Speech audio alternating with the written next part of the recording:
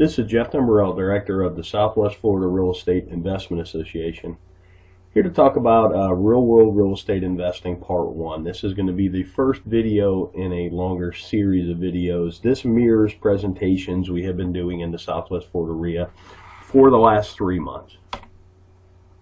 Disclosure, we're sharing our own experiences and knowledge with you. Please do your own due diligence before utilizing anything here. This is not to be construed as investment advice, and you should seek competent counsel before trying this at home.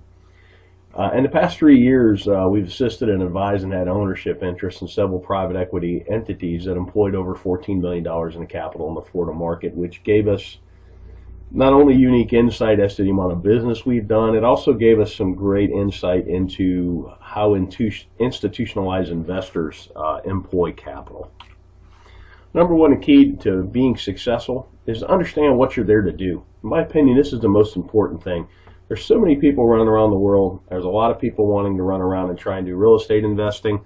They take courses, they read books, they go to meetings, but they really don't know what they're there to do. They really haven't spent that critical time understanding what you're here to do, what's your mission, what's your goals. I mean, without having any goals, it's hard to achieve any goals, if that makes any sense.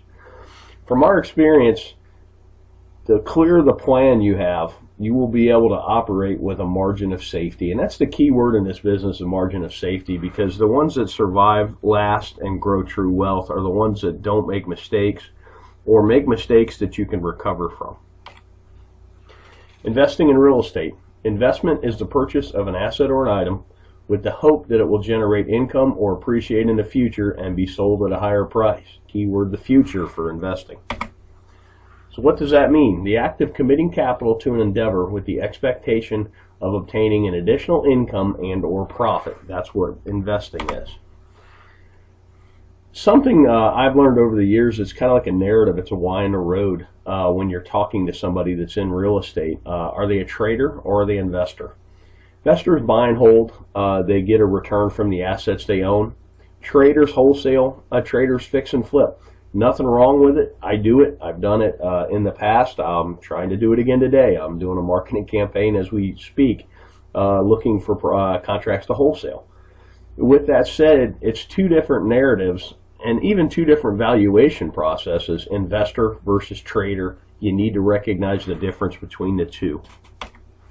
Basic questions for an investor. How much capital are you employing? What's your desired rate of return? When are you going to need this capital back? And then what's your risk tolerance? Those 4 questions are how you determine what you're there to do.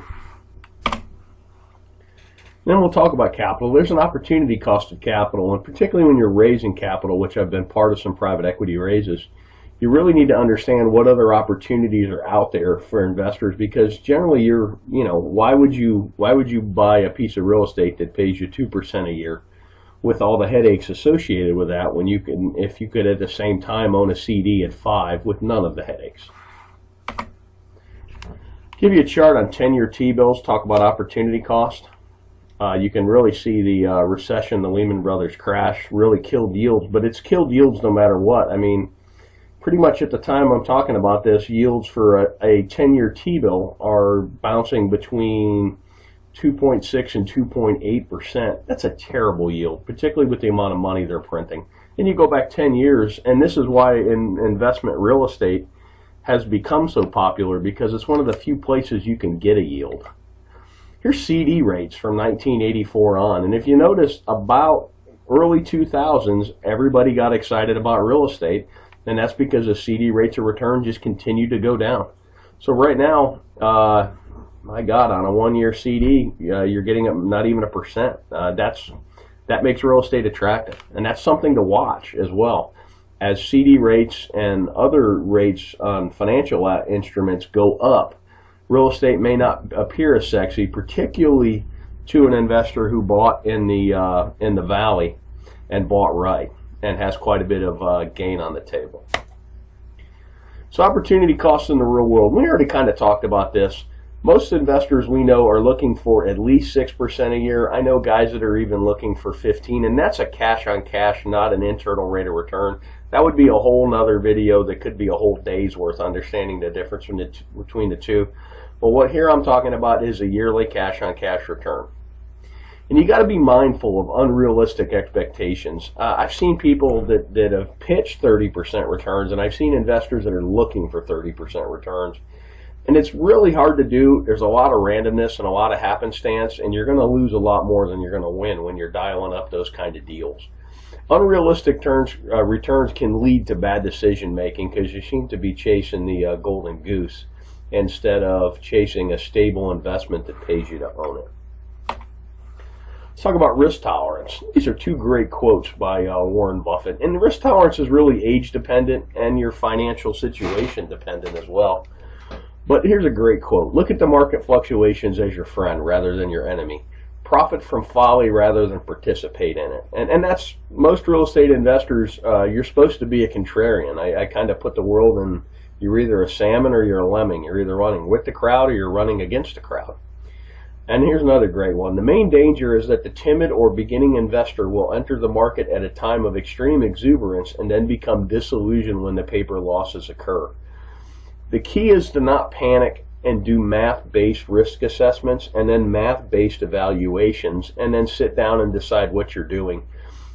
You could have bought a home in Cape Coral, Florida at the height of the market at $320 and paid cash, held it all the way through the crash, and still got a better rate of return than CDs, and it's a terrible investment because your basis is so high. Or if you trade it out, you would literally be losing money. But it's sad but you actually would have outperformed the CD, and that's kind of a interesting thing. We did some case studies of people that had bought at the top and had they held and if they had mortgages, and I think that video is on our YouTube channel as well.